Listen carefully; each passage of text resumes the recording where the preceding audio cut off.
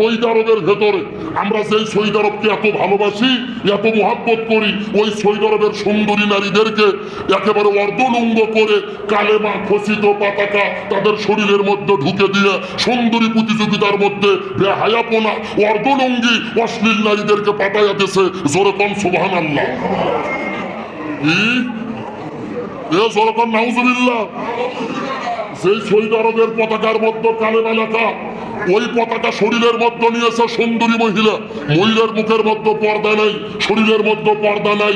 ওই সৌদি আরব সুন্দরী প্রতিযোগিতার নামে মেয়েদেরকে বেপর্দা করে ছেড়ে দিয়েছে। নিঃসন্দেহে এটা কিয়ামতের আলামত ছাড়া কিছু হতে পারে না।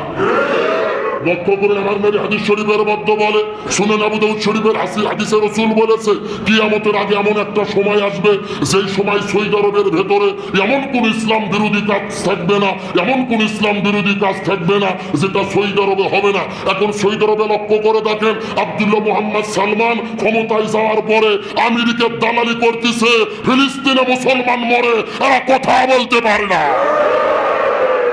আজকে আমেরিকা যেভাবে ইশারা দেয় ওরা সেইভাবে চলে।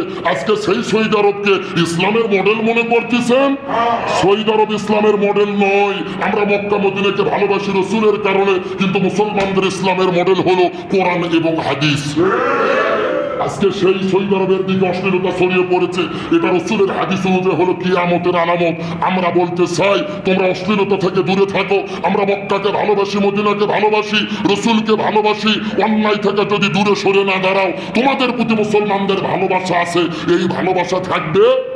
কিন্তু মনে বড় কষ্ট, আমরা এই কথাগুলো বললে বাংলাদেশের কিছু ঘোমটা পড়া শায়েখ আছে, ঘোমটা পড়া জোরপান কি পড়া মানে মাথার উপরে ঘোমটা দিয়ে এসি ঘরে বসে ফতুয়া দেয়, আর ওই সমস্ত সৌদি আরবের রাজতন্ত্রের দালালি করে। মানে আমরা একটু সমালোচনা করি, ওদের সহ্য হয় না। আমরা বলতে চাই ইসলামের বিরুদ্ধে দুরাচরণ থেকে দূরে সরে আসো, নতুবা পৃথিবীর মুসলমান তোমাদেরকে বয়কট করতে বাধ্য হবে।